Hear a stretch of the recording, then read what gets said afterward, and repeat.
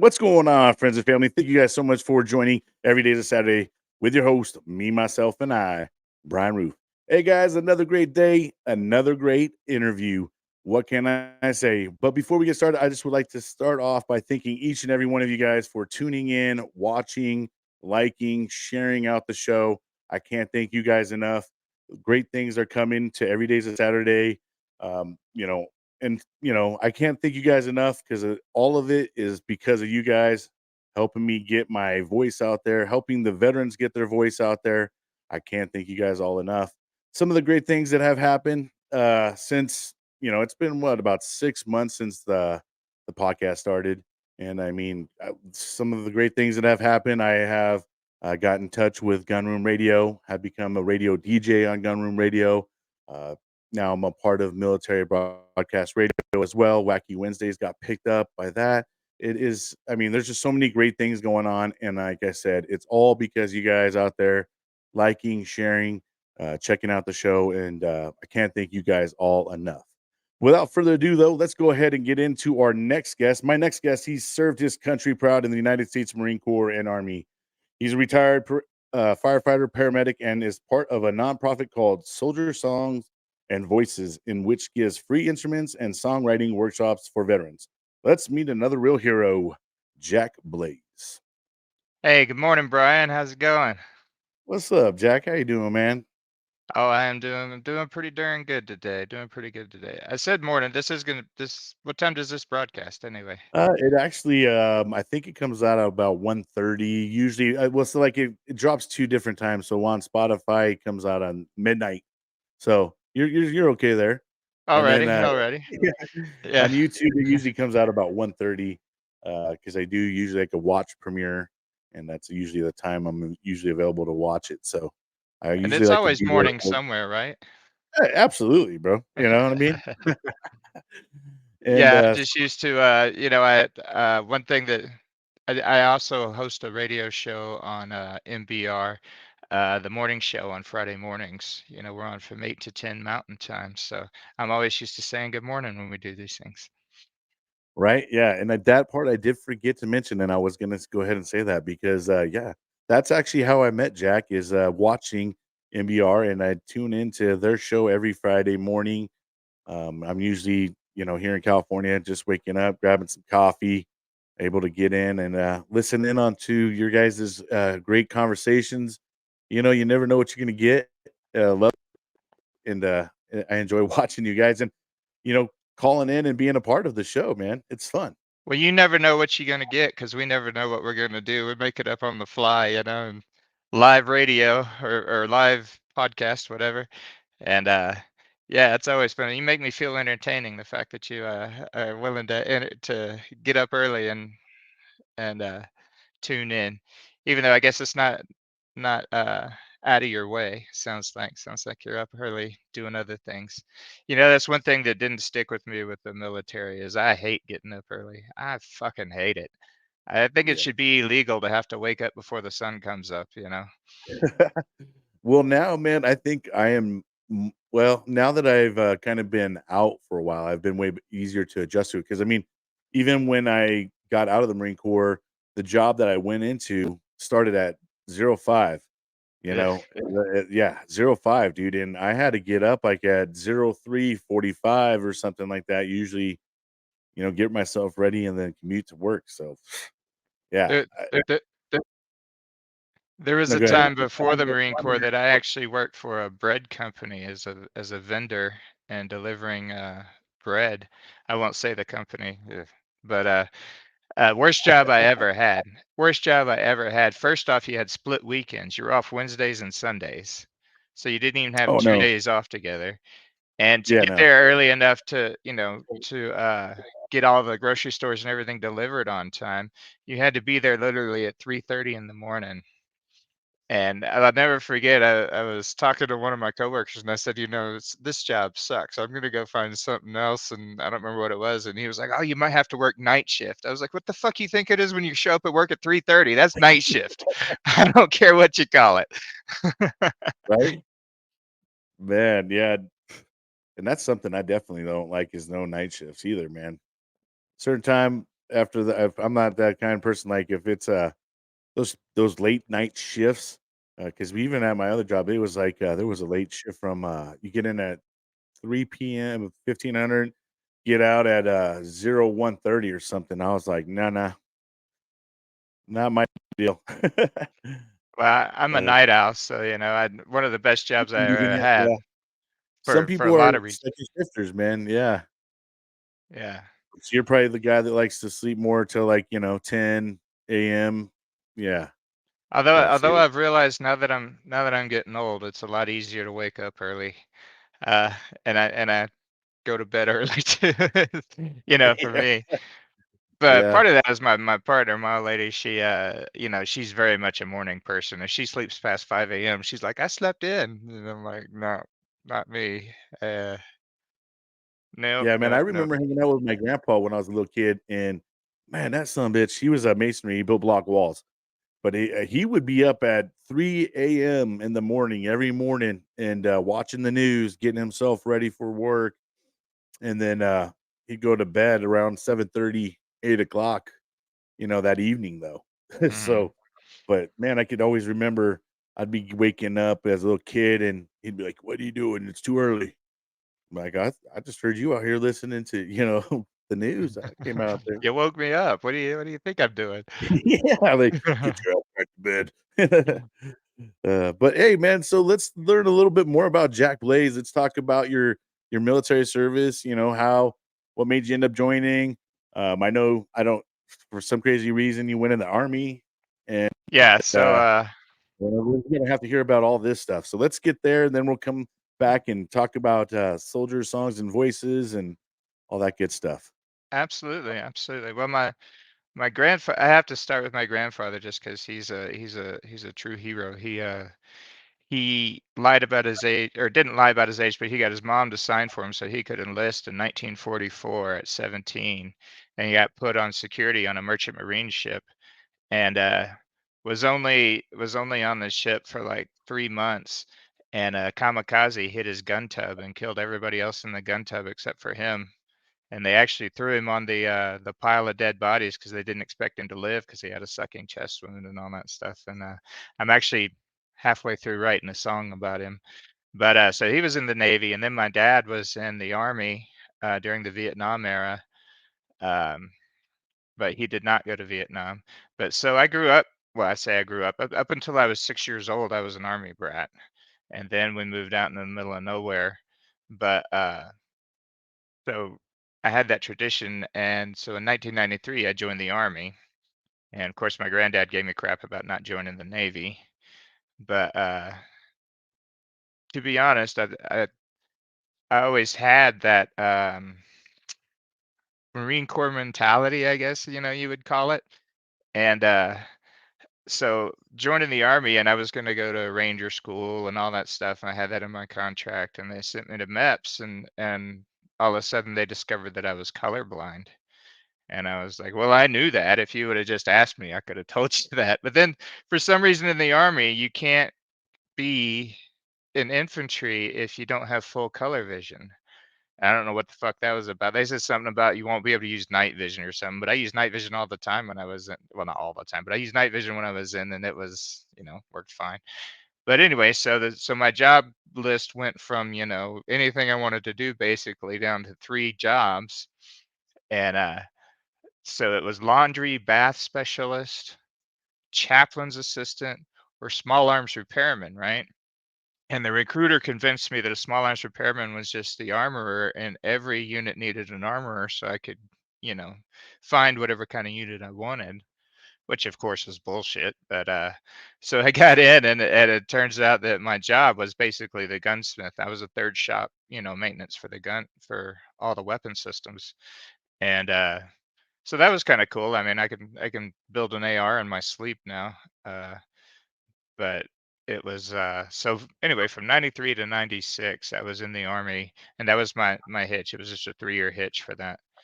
And didn't do jack shit really. The closest I came to deploying was when the Marines went into Haiti. The Rangers went down and sat on an aircraft carrier, and I went over to Gray Airfield on Fort Lewis and sat on the airstrip for about 2 days. And because I was attached to support the Rangers at that time. Um, but that was as close to anything exciting I did in the Army, except for I have to say uh, we got involved somehow with this exchange thing with Japan. So I went to Japan for 2 weeks, and that was pretty awesome. But I got to be honest, I don't remember a whole lot of it because on the flight over, you had international flight, so you had free drinks, and we started Oh, they drinking done messed up. They on done the messed up plane. on that. Right, right. And we they told us anyway. I don't know if I believe it. They say we drank the plane dry because they cut us off with about 6 hours left Yeah, in I the believe flight. it. I believe it. Yeah, but and so we spent 2 weeks over there, and that was really cool. But those Japanese dudes, man, they drink their asses off. I mean, Hockey and we stuff like that. landed and there was a party, and I mean, like I said, I really don't remember a whole lot of the 2 weeks there.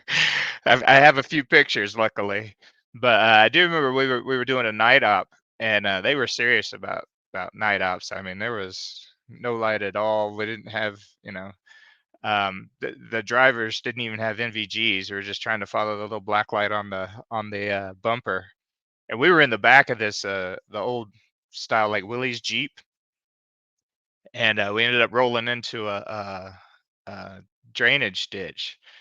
And I'm really glad it was angled down, so it suspended the Jeep because it was nothing but a tarp over it, so it would have just squished us like crazy if it hadn't been for that. But yeah, I'd actually forgotten about that until we just now started talking about it. But yeah, I smacked my head.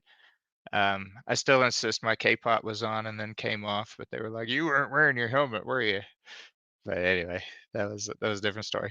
So so in '96, it was really funny because I went in for my re-up interview, and they were like, "Oh, this is your first time. You'll get anything you want," And I was like, "Cool. Well, I want to change my MOS. I really hated sitting behind a workbench all day. And they were like, "Oh, well, your MOS is shortage. You can't do that." I was like, "Okay, well then I should get a bonus, right? If it's shortage." Ah, well, it's not that shortage. And I was like, "Okay, well then I want to pick my duty station. I want to go to Germany." And they were like, "Oh, cool. We can definitely make that happen." And they he was like, "But I got to be completely honest with you, man. I can't guarantee Germany. All I can guarantee is European theater, which includes Kuwait and Saudi and Turkey and all these unaccompanied tours." And I had just gotten married not too long before that. And I was like, "Well, I don't want to risk that. I know how the military works. That's almost a guarantee you're gonna get fucked." Oh And yeah. Oh and I was yeah. like, "So what exactly are you offering me? This I could get anything I want kind of thing." He's like, "Well, you could go to Korea or you could stay here in this unit." And we were core support, man. We For us to deploy, all of Fort Lewis would have had to pick up and deploy somewhere. I mean, because we supported everybody on post. We were basically non-deployable. And he was we had just gotten in this new first sergeant and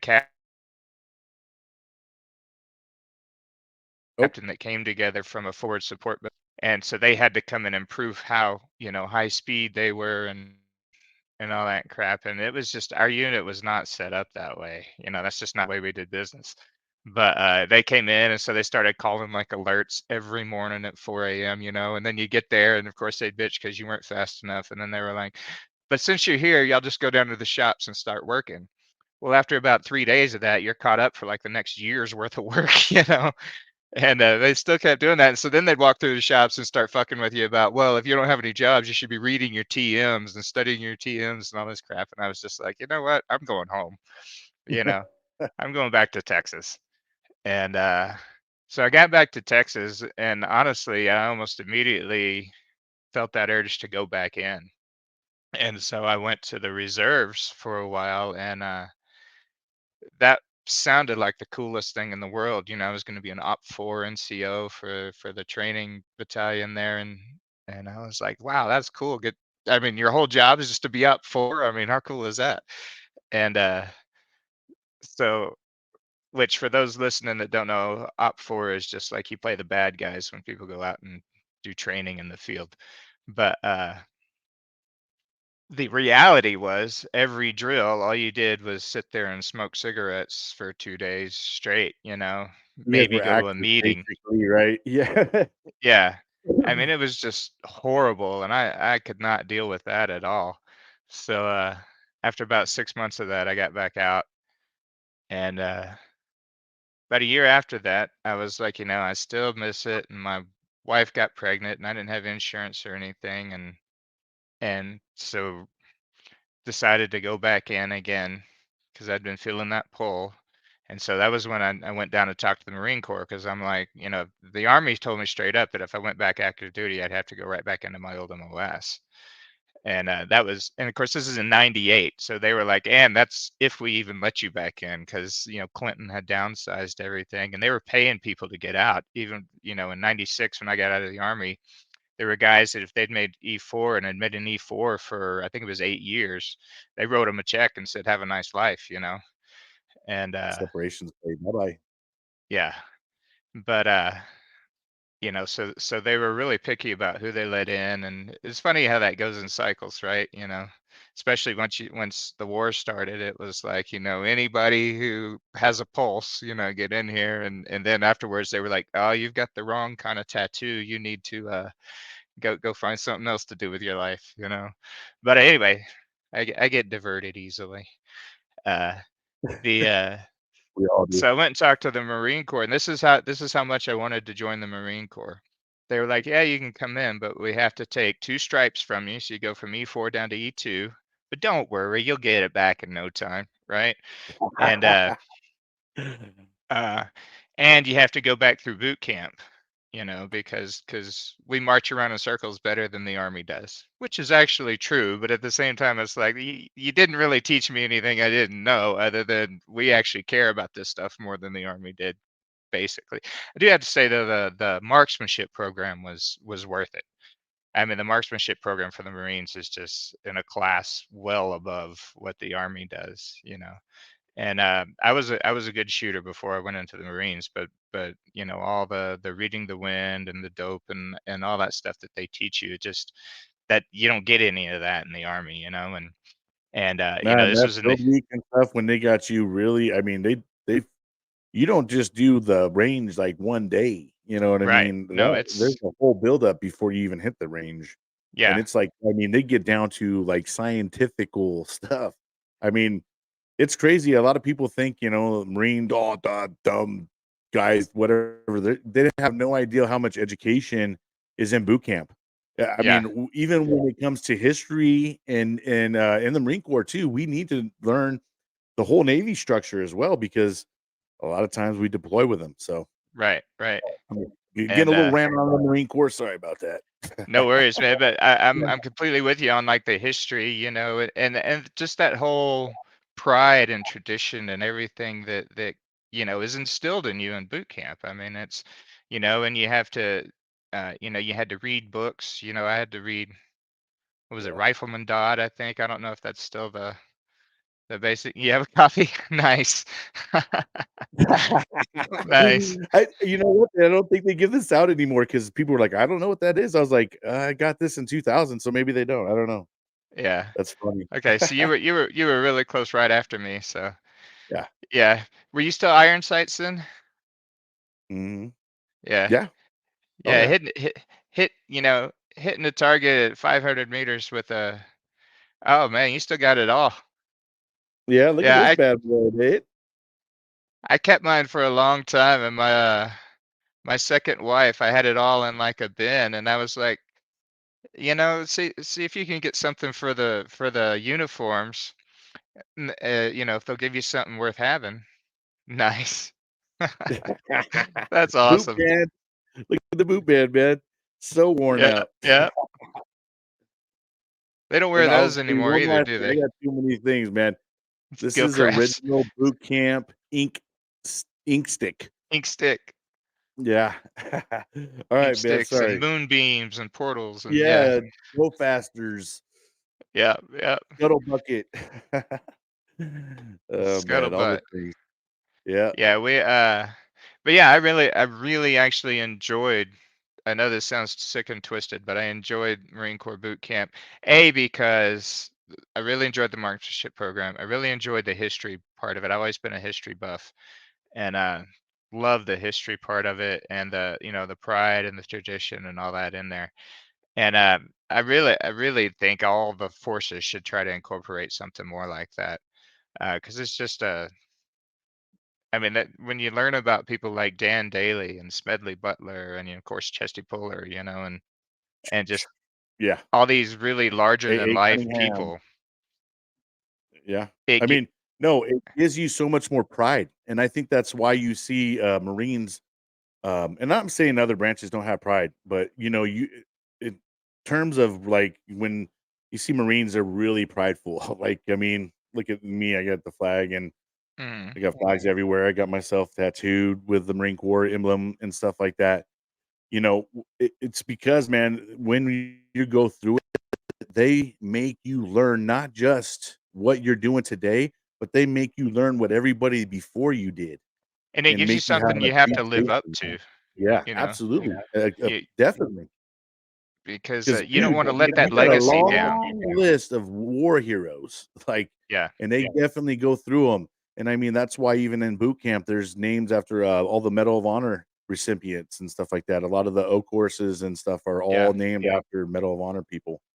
But, yeah, there's just a sense of pride in the Marine Corps, and I'm not saying it's like that. I'm not saying it's against anybody else, but you yourself have been through Army and Marines, and I have several other buddies who have gone to different branches, and they all will say it's just a different brotherhood, a different kind of camaraderie in the Marine Corps. right. It absolutely is.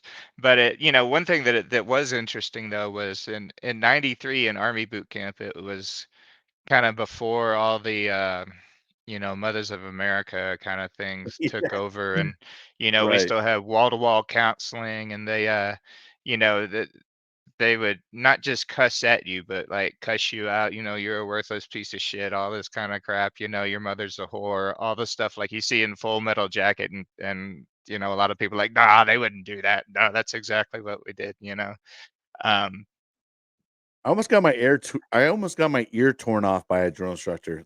really. Black Friday, Yeah. the very first day. Yeah, man. He Wow. saw me hit my face, dude, and he came up and snapped me by my ear and pulled me by my ear to the middle of the squad bay and was yelling in my ear. I mean, that's probably why I do got that's why I got tinnitus. Probably due to that one incident, man. Yeah. I forgot that had how he just just you fucking move again like that, I'll rip your ear off and shit down your throat. And I'm just like, "Aye, sir." But in '98 Marine Corps boot camp, it was a lot. It was all you freaking nasty trash kind of thing, which was just I felt like I was Mhm. trapped in a Yosemite Sam cartoon. It was just it didn't have the same impact. Of course, having already been through it before, and that's one thing that you realize the second time through is how scripted boot camp is. I mean, it's extremely scripted, and the same things happen in both services. Like, I'm sure you remember, I don't know, probably day 2 or 3 when some random dude was suddenly pulling guard duty on your quarter deck, and the MPs come in and arrest him for failure to train or whatever and drag him out in front of everybody. I mean, that happened in the Army also. It was just, and the second time trying not to laugh about it because you just see it and it's so transparent. And so that like I said, I enjoyed Marine Corps boot camp because it was, I liked all the history and everything of it, the marksmanship program, but knowing what's coming and knowing how it's going, it just kind of it takes a whole lot of that kind of fear of the unknown aspect out of it, because you hear all the horror stories, and you see the movies and that kind of stuff, and you just think, oh my God, this is what am I in for. And once you realize though what you're in for, and it's really not that bad, it's just like, oh, okay. But um, yeah, so it was interesting, and like I don't know why, but I don't ever remember like polishing my boots in Marine Corps boot camp. But in the Army, I mean, that was dude, you had to have mirror finish on your boots in boot camp. Oh, and yeah, we did it in boot camp. Oh Yeah, yeah, at least when I went through it, and see nowadays they have the digitals, and they don't yeah, gotta press them and all that stuff. But back when I was going through, man, we had to sit there, make sure we had the press, shine mhm. boots, and we would sit there and just, Creases and you'd sit there with your white t-shirt and the your shoe, just sitting there and mhm. A little bit of spit water. on it, spit a little spit, a little water. Yeah, Oh man, yeah, we did it. Yeah, definitely did.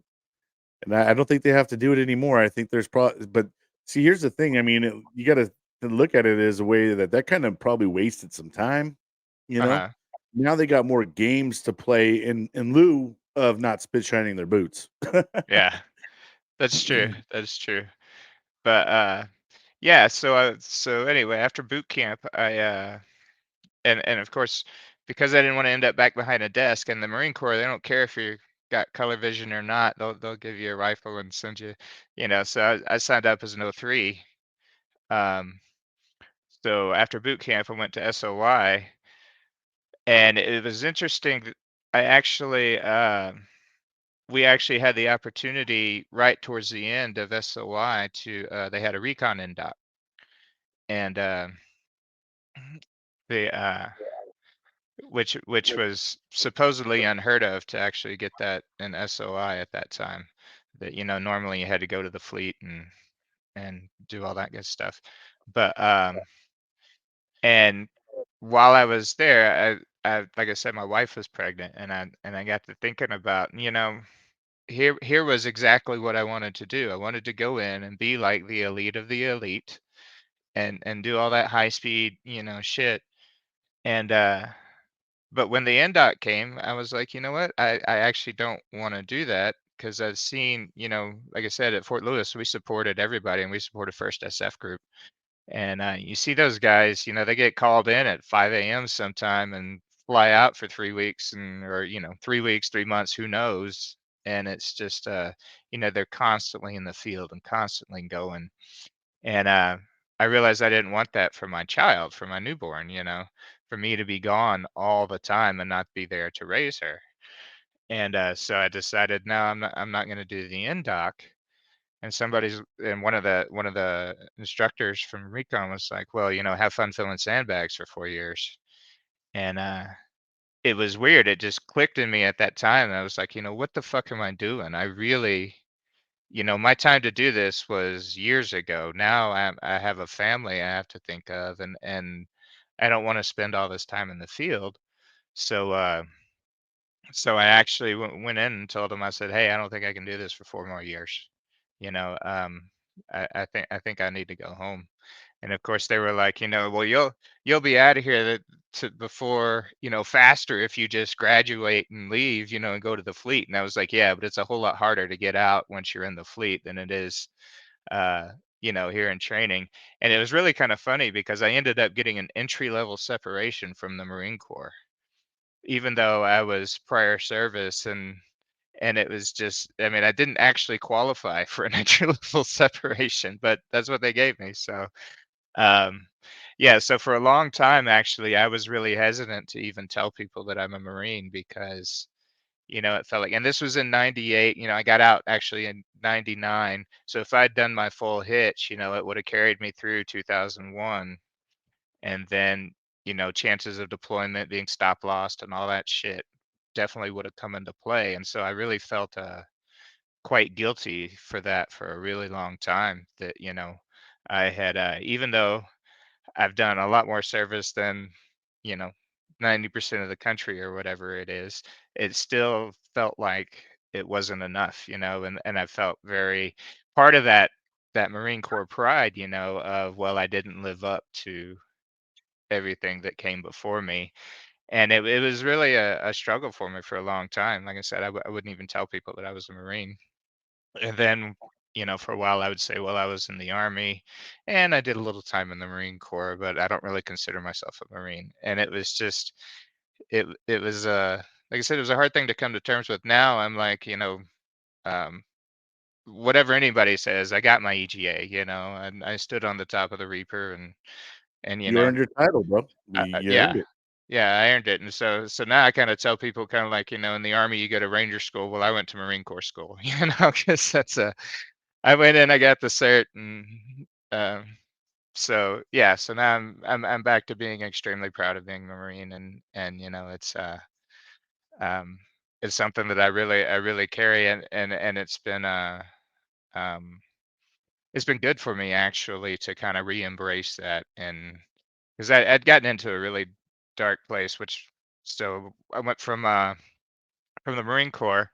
I came out, and then after 2001, actually, when all that took off, um, again, I felt the urge that I needed to be involved, and I joined the reserves again because I still had a family, and I was like, well, if they send me away for a year, that's one thing, but I won't be in the field all the time, and they stuck me in a pack office, and I did that for about a year, and when I about the same time I joined the reserves, I applied to get into the Houston Fire Department, and which is a long time kind of thing. You don't apply and get hired like a week later. It took me like a year to get in, Process, yeah. and um, but part of the reason it took me so long was because the reserves were like, uh, I don't remember exactly why. Maybe it was our 2-week thing or whatever, but because I was in the reserves, I had to postpone my fire academy for some reason. And so Because you were in a once that contract, happened, probably. Yeah. right. And then once that happened, I was like, okay, well, my time in the reserves is I'm in the fire department now, and I need to go do that. And which is kind of funny because there was a lot of guys that were in the reserves that I went through fire academy with, but um so anyway, I got into the fire academy, and became a paramedic, and did 11 years in the fire department, and ended up having to retire early for physical things that I think, now looking back, I realize it was actually, um, trauma related from, it's interesting because my military time was really extremely quiet, by everybody's standards nowadays, never deployed, never had anybody shoot at me, nothing like that, so it was really, really pretty quiet. And but the fire department, being a paramedic on the streets, really kind of messed me up, and uh Right. Imagine. seeing all kinds of crap like that, and um in the city, and it's interesting because it's, it's supposed to be, so many people think that kind of stuff just doesn't happen in the US, just the way people treat each other, kind of thing, and seeing people executed and chopped up and all that kind of stuff, you think that's kind of third world shit, but no, that happens in big cities too, and even outside of big cities, but happens more often in big cities, and so it really, over time built up, and I ended up one day, I was getting ready to play hockey, and I suddenly got the worst headache of my life. I thought I was having a stroke, and then I ended up with a migraine for, I say migraine because that's as close as what I can describe it, but I ended up with a migraine for 8 years. I mean, nonstop, just 8 years. Ah, And they no they way. ran all kinds of tests, and they thought that, um, they kept thinking, uh, brain bleed, and they thought, spinal fluid leak, and all kinds of stuff. And of course, at every stage, there's all these ridiculous tests. And the worst Oh, one God. was, imagine having a 10 out of 10 headache, the worst headache of your life. And they take you in and they shoot radioactive dye in your spine. So you have to get a spinal tap to get this radioactive dye shot in your spine. And then they Yeah. put you on this, like, it looks like a fucking carnival ride where you lay down on this thing and they strap you down, and then it literally shakes you to distribute the dye through your whole system.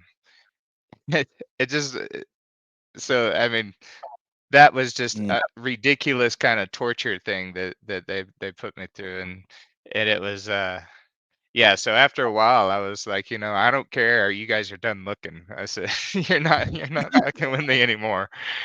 But, and so they gave me a prescription for hydrocodone and sent me on my way, and said, "Have as much of this as you want," Oh, fuck. and, Yeah. it's amazing because this is not people talk about the VA and how bad the service is there so often, but this was not through the VA. This was through my fire department insurance that was, Yeah. supposedly awesome coverage and, awesome help, and, um, so What's it the wasn't year like time this was frame just around this time frame when this is all going um, down? that was the headache started October 23rd, 2013, and Wow, you so, got the date down back, man. yeah. Sheesh. Yeah, I remember exactly when it was, and it was a Sunday night. Like I said, I was getting ready to play hockey and yeah. Yeah. But, But, so they didn't so find it is anything, and they told me fuck off and take pain pills, and, so in 2018, my partner got offered a job up here in Boulder, and so we came up here, and I ended up stumbling onto a dentist who is like the foremost TMJ expert in the country. And mm, she looked at me for like 30 seconds and said, anyone ever told you you have lockjaw? And I was like, what are you talking about? And what it was because I was carrying all that tension in I was like always grinding my teeth and didn't realize it. And my jaw had been pushed up into, the back of my skull. And that was causing all the headaches. And so it's been a process, but ever since 2018, it's gotten better and better and better. And now most days I don't have a headache, and and that's how I can get up and play music and do that kind of stuff now. And so somewhere along the way in about 2021, um, I got an I think it was on Facebook or something. I really don't remember exactly how, but it was something that said, "Hey, are you a veteran that likes music and would like to meet Vince Gill?" And I was like, "Well, all of those things, yes." Because I played a lot of music like in high school, but then once I got into the military and family and all that stuff, I kind of set it down. And but when I was flat on my back, I realized that A, I could play my guitar on my back, just laying there, and B, it actually really helped to have. I mean, there's just something really therapeutic about music and just playing and kind of, you know, the vibrations of singing and all that felt really good in my head for the headache. And so I'd really gotten back into music as a form of self medication, honestly. And so when they offered to let me meet Vince Gill, who I've always loved as a performer, and turns out he's a great human being also. And this was during COVID, so we had to do it through Zoom and everything, but that was really cool. And this was this group called Soldier Songs and Voices, and you know, I realized that, yep, that's the one. And they said, it was a week-long workshop where they had, songwriters from Nashville, songwriters from Texas, independent songwriters come in and actually teach people how to write songs. And then one of the people that came in and talked about his process was Vince Gill. And then afterwards, there was a Q&A session, and we just got to sit there and shoot the shit with Vince Gill, which was awesome. But about a year and a half later, I got it because I signed up for their email list, and about a year and a half later, I got an email saying, "Hey, we're having this retreat in person now, and so you should come down to Hallettsville, Texas, and you'll get to meet songwriters and stuff, and have this brotherhood with other veterans that have all come together to heal through music for trauma or whatever that they're having trouble with." And so I was like, "Yeah, sure." And what's really funny about it is, when I said after we got out of the army, we moved out in the middle of nowhere. Well, Hallettsville, Texas, about 10 miles away, there's a town called Yoakum, Texas, and that's actually where I grew up.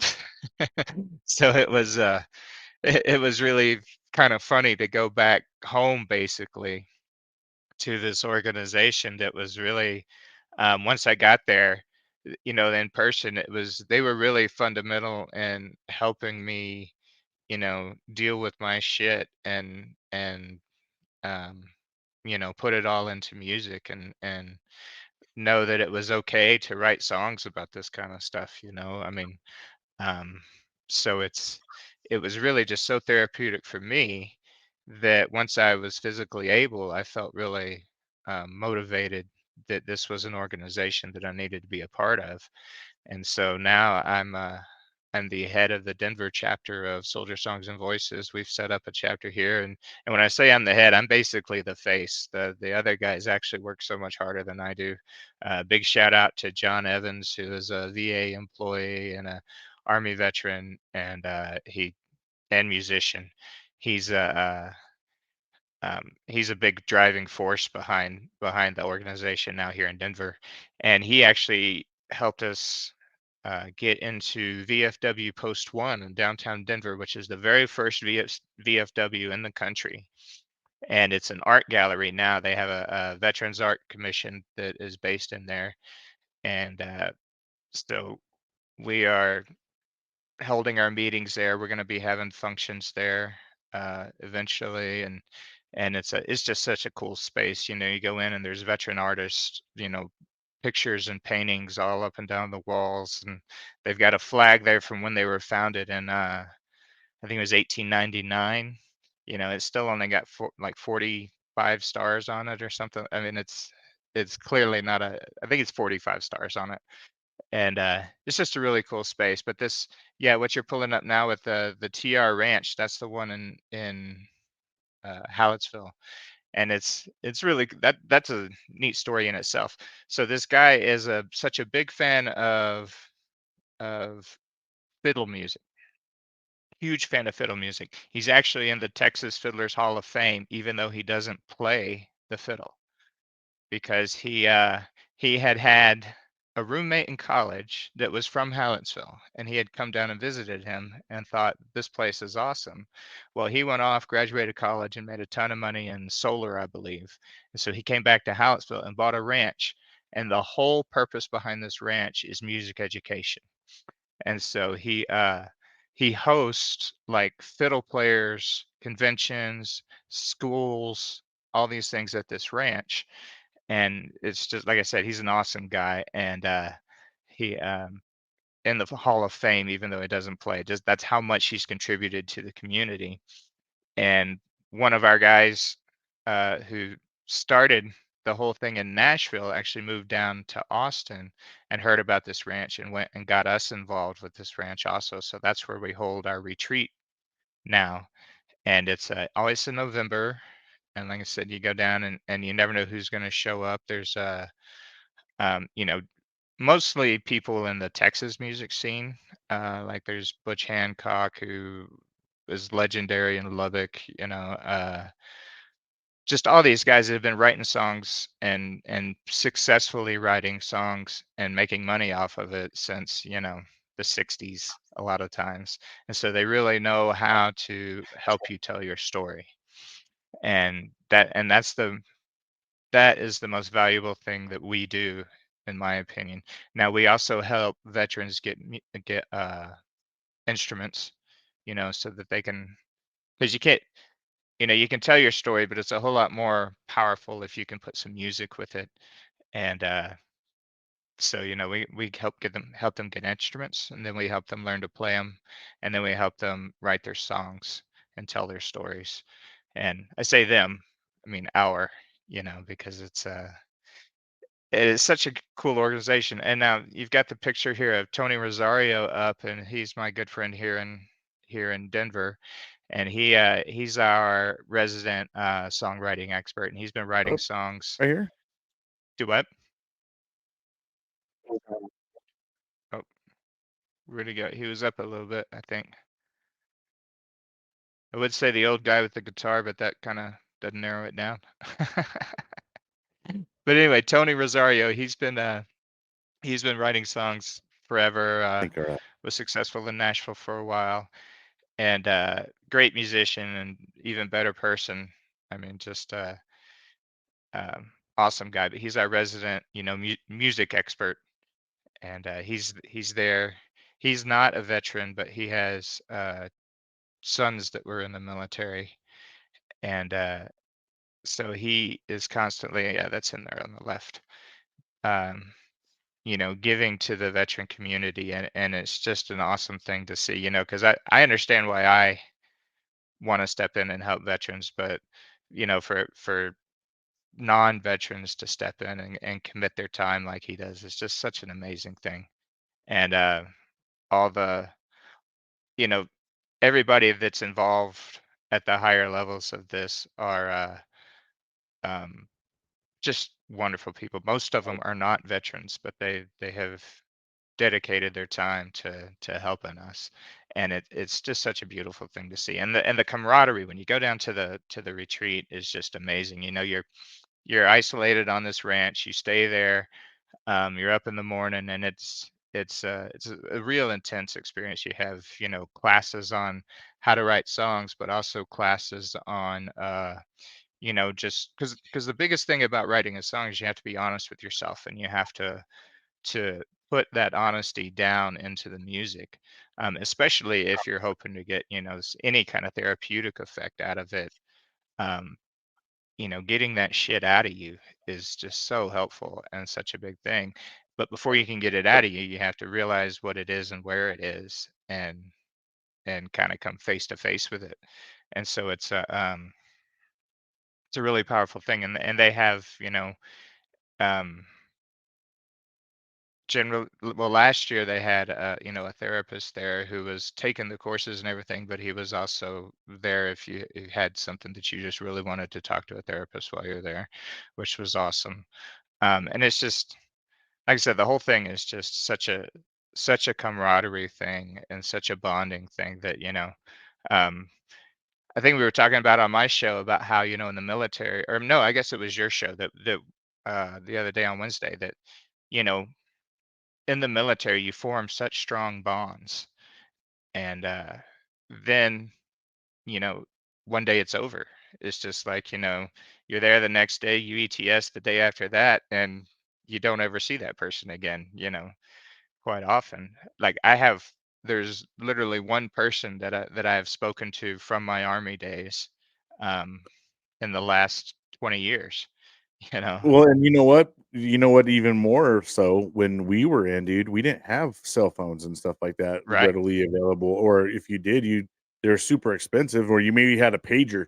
You know what I mean? But Right. we weren't good at like social media type stuff like everybody is today. So the Yeah, if you chances want to. of us getting in contact was a lot harder. I mean, a lot of us are probably reconnecting now as Facebook and all As those things have come up.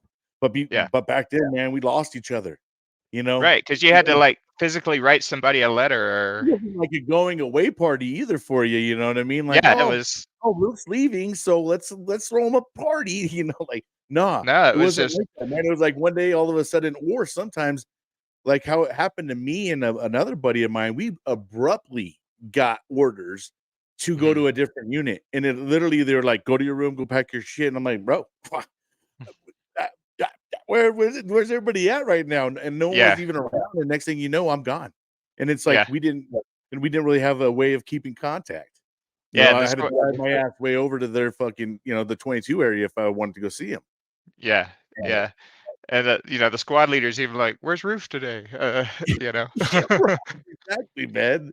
It's Oh, like, hey, PCS. We- yeah, one of us, two of us got plucked out right out of our unit one day. Like, someone was coming through and they needed two Marines, and they needed two Marines at their unit, and it was literally like, Roof, Ojeda, you guys are leaving. Go get your stuff out of your barracks. I'm like, what? Okay, I'm Yeah, out. And I was actually happy because the unit I was in was horrible. I was like, anywhere I go, it's got to be better than this. And yeah. it was. The grass was greener, but it is crazy how things happen and then you lose contact. But it's a lot Mhm. even more so, I think, for our generation of military members that went through. Yeah, yeah, because it just wasn't. I remember one guy gave me a slip of paper with like his social on it, which how unheard of would that be these days? But his social, um, and some other kind of number that you could call some like the military actually had like a network where you could call, Locator and if thing, you a locator, yeah, yeah, yeah, and if you had certain information about them, you could find them. But of course, 10 minutes later, I lost the slip of paper because it was about this big, and right, you know, so I remember there was a way to keep in touch, but it was just writing letters, making long distance phone calls, kind of thing, and that goes away really quickly. At least for me, it did. yeah, And also, I was especially when I got out of the military and the Marine Corps, and the way I got out, I was very much like I just don't even want to think about that stuff anymore. yeah, And it so like I said, I've spoken to one person since I got out, and but that camaraderie, you realize how much you miss it. And even in the fire department, you have it at a certain level, but it's just not the same. You know, it's it's a whole different kind of thing. I mean, it's still a very good and brotherhood kind of thing, but it's not the same, especially like the Marine Corps. It's a different thing. Now I felt quite close, and that's kind of one of the things that actually really kind of helped me come to terms with my Marine Corps time was getting into the fire department, and of course, all the veterans quickly kind of conglomerate together, and all the Marines, when hearing my thing was like, just as welcoming as if I had done my 4 years or whatever, and it was just such a big thing for me to feel that again, that brotherhood, and to feel like I was worthy, which I know that I don't really want to get into all my psycho bullshit, but it was like I said, I struggled with my Marine Corps story for a long no, time. and I get it, bro, because you know what? One thing that we are trained, especially when you go through the Marine Corps boot camp, is failure is not an option. Right. And and then when we get out, there's a lot of failures to happen, bro. You know what I mean? Yeah. That's where a lot of us get hit in the nuts. We're just like, fuck. We start feeling like failures. Like no, Yeah. it's not that you're failing, bro. It's just that some things don't work out the way it's just different. Hmm. And you got to learn how to adapt and overcome. And I could sense that you probably had a sense of failure in your Oh, mind. absolutely. You know, Yeah. and then that just right there, man, puts a bad mindset, and then boom, you go down that fucking trail of bad decisions, regrets, Yep. all those things that happen when you feel like you're failing. Yep. And realizing too that that's one of the things that pulled me into the fire department was kind of wanting that brotherhood again, and feeling that I've always had this pull to serve, clearly, and Yeah. it so I forget where I was going with this, but that pull to serve really pulled me into the fire department, and and it was a really good thing, once again associating with veterans that we all kind of, we all had our own story, but it was all the same story, which is one great thing about, veterans is a, we may have served in completely different theaters, completely different time periods, but there's always that connection. Everybody has the same story, even though it's completely different, and that's really It's amazing. weird, but yeah, it is crazy how it all works out, right? I mean, Hmm. and I think that's why when you get like when someone meets each other and they find out they're veterans or whatever, it's like they can just instantly have that connection, and Yeah. it looks like these people knew each other forever. Like no, man, these guys just literally just had a conversation and they found out they were Marines and boom, it just Yep. goes into, and it doesn't matter, like you said, man, generation to generation, from different, theater to theater, whether combat, non-combat, there's just a relation there, that we all got through, especially every one of us has to go through boot camp, Yeah. and it doesn't matter whether you're infantry or support, you got to go through boot camp. We all 110% go through that experience together. Now, from there, we can't. Your Marine Corps career can definitely take some different changes and stuff like that. But Sure. those 12 weeks in the Marine Corps, everybody goes through it. Yeah, yeah. And we'll all always give the air wing shit, And the Coast Guard and stuff like that. When we acknowledge them, just Mm, it's just something we do. I think it's just fun and banter. But I mean, anymore, I have the utmost appreciation for every single armed forces, whether you were someone sitting behind a desk or you were out there, shooting, taking down, the bad guys. Um, right, Everybody had a mission in there, and whether they think that it was significant or not, I don't care. Whenever you swore in, you gave the commitment that there's a lot of people out there. Let's face it, a lot of people don't want to make that commitment, man. Don't right. want to go And out and there you're and do writing a that. blank check. You're Right. writing that blank check, whether you're signing up to be a pack clerk or a ranger. The fact is, and that's another thing about boot camp that you noticing how scripted it was I'm sure they did it to y'all too, where you're having some class, right, on whatever, land nav or, history or whatever, and all of a sudden, like 10 people walk into the room and lock the doors behind you and say, "Hey, such and such conflict has just exploded," For us in '93, it was Kosovo, all you know, the Balkans has gone crazy. So all of you guys, no matter what your MOS was, now you're all infantry. We're shortening your boot camp. Next week you're going straight to infantry training, and you know, and then they were like, so anybody that has a problem with that, y'all need to get up and go talk to your whoever now. Basically they were just seeing who was going to quit if that happened.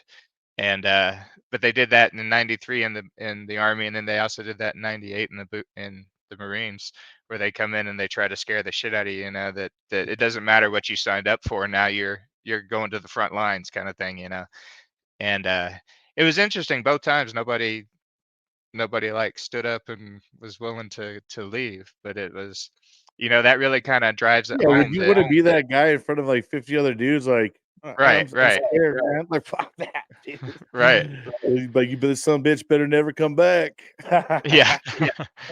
Yeah, but that really just drove the point home that it doesn't matter what your contract says, because at the bottom of that contract, everybody's contract reads the same thing, um, open to the needs of the military, or what, at the discretion of the army, that says that it doesn't matter what you said, we can change it at any time.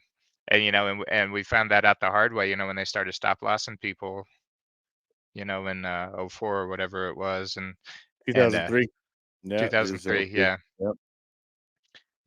And I've always thought that that was just complete bullshit the way they did that. And and even like, I knew a dude literally, like, he was, like, doing the checking out process. They're like, "Sorry. Nope." Man, but, I mean, I think the stop loss only lasted, I think, 6 months, maybe. I think it maybe 6 months, 8 months, I don't know. But, uh, he wasn't stuck too long, but he got so fucking upset because boom, he's giving orders too to go over to Kuwait and all that. uh-huh. He's fucking and here it is over 130 degrees in Kuwait, man. You can just see the I, just the pure depression in him, man, like fucking walking around like, God, "Fuck." I couldn't imagine. I mean, it's one thing that you're getting fucked because you're getting stop lost, and then you got to go out and sit in the fucking desert, and And then I mean, it's like the worst time of the year over there. It's like we're hitting like 136, 140 fucking degrees during the day. Nighttime, it's still up in like the 110s. Dude, yeah, it was miserable. And it's like, wow, what did you do in the world, dude? You got really right, you got some bad fucking karma, dude. man, I tell you, dude, that son of a bitch was so happy when they were like, all right, starting to send people home, man, because he was one of the first ones to get on and go back home. But because obviously they once they lifted that app, he was like, "Fuck, I'm done. I don't want to be here no more." And it's like, man, you son of a bitch, we're stuck here, bro. Come on, I hate it. I honestly, I was a hater whenever Uh-huh. I seen guys packing their shit up. I'm like, They're letting you leave? We all gotta stay here and fucking fight this shit. You're gone, man. I'm like, damn. Yeah, I told him this, and I was like, you fucker, dude. Wow. People were just, I mean, there was a lot of guys getting out of there for stupid reasons or whatever. Mm-hmm. They found the excuse once they were like taking volunteers to leave. Man, anybody find a reason like, oh, my wife's my girlfriend's been pregnant for 2 months. We're like, what? Oh, we've been here fucking 8 months. You know, like, Right? who's she pregnant by, bro? Like, Would you mail that shit in or? yeah. So, but yeah, man. Is there anything else you want to talk about with soldiers and song and voices, man? Or Actually, yeah, there's a lot going on. We're really taking off here. We've like I said, we're in VFW Post One now. We also got hooked up with this group. Oh, that's what I was looking for, the email. That I can't remember the name of it at the moment. It's a American. It's basically a nonprofit for peace kind of thing. And they're putting on a production of a modified version of Henry V in September. And so we've been asked to come in and do some music for it. And so we're gonna have um, a few promo shows before the actual play, and then we're gonna do some music with the play. So that's super wow. exciting. I've never done anything like that. Um, I was like in musicals and stuff in high school, believe it or not, but uh, I've never like tried to come up with music to put with a play kind of thing. And so that's gonna be an interesting, exciting thing. And luckily I don't have to do it by myself. As an organization, we're gonna do it. But That's it's great. Yeah. so that's super exciting. We're getting that going. We're trying to get to where we all can kind of play together also instead of, because a lot of us, that's one thing about starting a chapter is that, especially as a musician, everybody I know kind of here is a musician. And so the people that we've gotten so far to join our group are all like performing musicians. And so we're all kind of doing our own individual thing, but we're going to try to come together and do like almost a band kind of thing to where we can all kind of play together and start doing hopefully promo events like that. Um, and and we really want to try to get people who just, they may not have any musical knowledge yet, who, all you have to do, even if you don't want to write songs, you don't have any interest in learning an instrument, if you just want to come hang out and listen to us play, or just come hang out and talk and just join the camaraderie again, like we were talking about before. That's our main purpose. I mean, yes, the songwriting stuff, the therapy stuff, the music stuff is all wonderful, and we love doing that. But if you just need some place to come and hang out, or even just want some place to come and hang out, that's really what we're there for, is to have veterans come and hang out with us and appreciate music, and have that camaraderie. That's really what we're about. And while you're there, we'll be glad to teach you what we know about music, and how to write songs and how to play, and even how to get gigs and do that kind of stuff if you want, or how to just sit in your bedroom and pluck on a guitar or a piano, or to help yourself get out whatever you want to get out. And that's what we're about, man. So we're taking off, and we're trying to get bigger and give veterans a place to be. And How many we chapters have are there? 13? 13 chapters? I honestly don't know. I know we have one in Connecticut. We have one in Portland, Oregon. We have one in there's several in Texas, San Antonio, Austin. I think there's one in Houston, but I'm not 100% sure. There's one in Nashville. Um, I think there's one in South Carolina too. But yeah, I don't really know exactly how many and exactly where they are, but I know that we are coast to coast if you happen to be in the right state. And also we're always looking for people to start chapters, if you know That somebody was who's gonna a be my, musician. question to you. How would if someone was interested in, they didn't have it local to them or in their state, how would they go about doing that? Well, you can contact me, or you can contact the national office down in Lockhart Texas, and that's the website that you pulled up and showed. There's you can get on our mailing list, obviously, but you can also there down at the bottom there's a contact of if you want to start a chapter, you can email Dustin Welch, who's the founder of this, and we'll get you set up. That's outstanding. That's great, man. Yeah. Oh, So, one well, let more me say thing. this one more time. Make sure everybody knows Soldier Songs and Voices. That's All right. right. Check them out. Go show them some love. Uh, this seems like something amazing, especially if you love music. I know for me, I've always loved the acoustic guitar and Hmm. stuff like that, and I just never, been able to go and pick it up and just do it.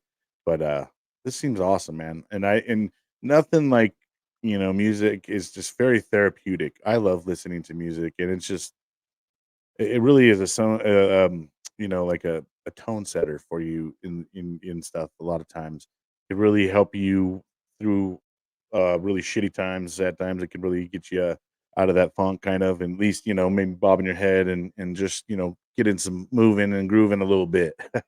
Yeah, yeah, and I mean, this may sound like hippie voodoo stuff, but just the vibrations going through your body of the music is just that there's something about that that is therapeutic, even if you're just laying there perfectly still and you can just feel it going through you, and there's nothing like it. I think Tom Petty was the one who said, music is the only magic I've ever encountered in my life, or actual magic or something like that.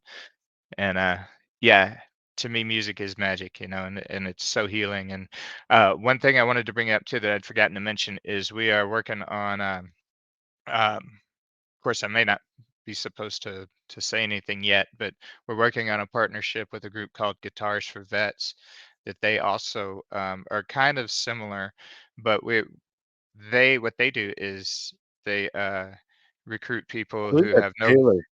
do what. Taylor, I think Taylor's part of that. Taylor Um, and Yamaha are both associated with them, yeah, and yeah. they take especially people out of the mental health units in the VA hospital, but anybody can do it. They'll take a vet and they'll give them 12 weeks worth of guitar lessons. The basics of this is how you hold it. This is an A chord kind of thing. Really basic instruction. And at the end of that 12 weeks, if they've completed all their instruction, they give them a guitar. And so um, what we're trying to do is kind of pick up from there, once they get their guitar and have their basic lessons, and then hopefully we can get them in and, You know what teach it them sounds like, though? further. It sounds like, their boot camp, 12 weeks of boot camp, and then you guys are MCT Right. or SOI afterwards, you know what I mean? Yeah. Yeah, exactly. That's a very good analogy. Yeah, that's too But funny. so yeah, we're hoping that that's going to be a very fruitful partnership, and hopefully we can help some folks. That's So, amazing. Yeah, yeah. man. And it's joining forces too. Vets help vets. It's a great thing, and you guys can make each other stronger. And that's the amazing thing about it. And I love seeing when that kind of stuff happens because great things come from it. Absolutely. Absolutely. But is there anything else that Jack you left out you want to say? Any motivating last thoughts or anything you want to say before we get out? Um No, not really. Well, actually, yeah. I'll say that if you want to see some of our veterans in action on my show, and I'm gonna try to reach out to other shows and get them on, is some of the performers that we have in our organization that are at the level of getting out and trying to perform music, and so we're trying to get them exposure on podcasts like yours and mine, and going to be reaching out to others, and so you'll be able to And see the end results of. send them to the Gunroom Radio if they want their music to be heard on a radio station. And you got these guys all. That's another thing that can happen. You can start sending them to the Gunroom Radio and say, "Hey, you guys want to be played on the radio? Here you go. Here's an opportunity." Yeah, So it's more more. exposure is always better, the more Yeah, we can amplify, and that's maybe what I that's love the about whole shows part like of the yours. thing. Maybe that's just part of the circle. Now you go from doing all these classes, and then next step you get onto the Gunroom Radio station and have yourself played over there, man. There you go. There You you get onto go. the podcast shows with Two Drunk Dudes in a Gun Room because Donald, that's kind of what he's been doing a lot with focusing on his podcast is trying to bring Mm.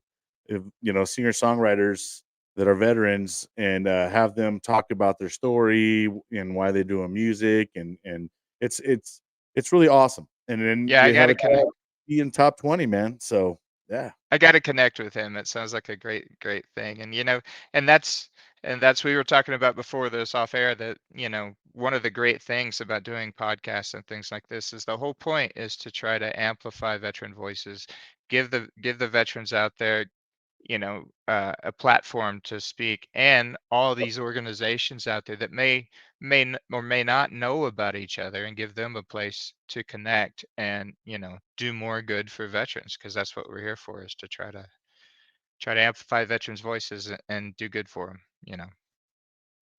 absolutely, man. And I love it. So like I said, we're definitely gonna keep in touch with all this stuff. And I obviously I'm a big fan of you guys on MBR. I love watching you guys. So Oh, well, and thank you. we're calling in. And you know, man, we got to definitely keep in touch and definitely want to introduce you to Donald Dunn. I think not only would your music be good for it, but also I think you make a good radio DJ, bro.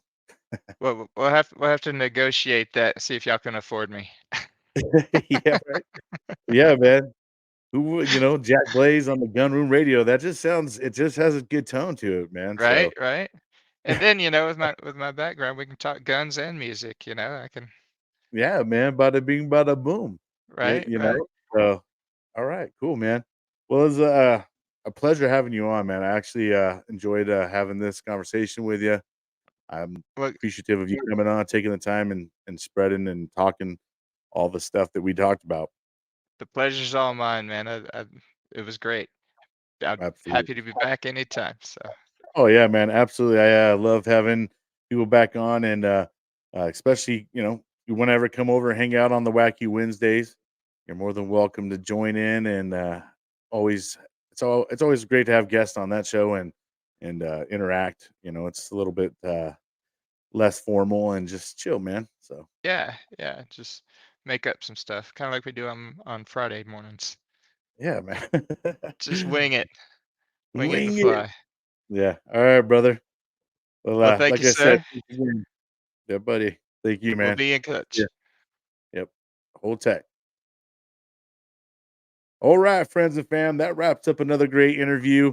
I want to say again, thank you everyone for watching, tuning in, and man, I can't appreciate you guys for all the love and support. Also, guys, go out there, check out, you know, Soldiers, Songs, and Voices. If you're interested, uh, go get yourself an instrument and learn how to do some songwriting. I think it's a great way to deal with mental stress and stuff like that. So check them out. All right. All right, guys. Well, that's going to do it for this episode. I just would like to say thanks again. And until next time. Arr.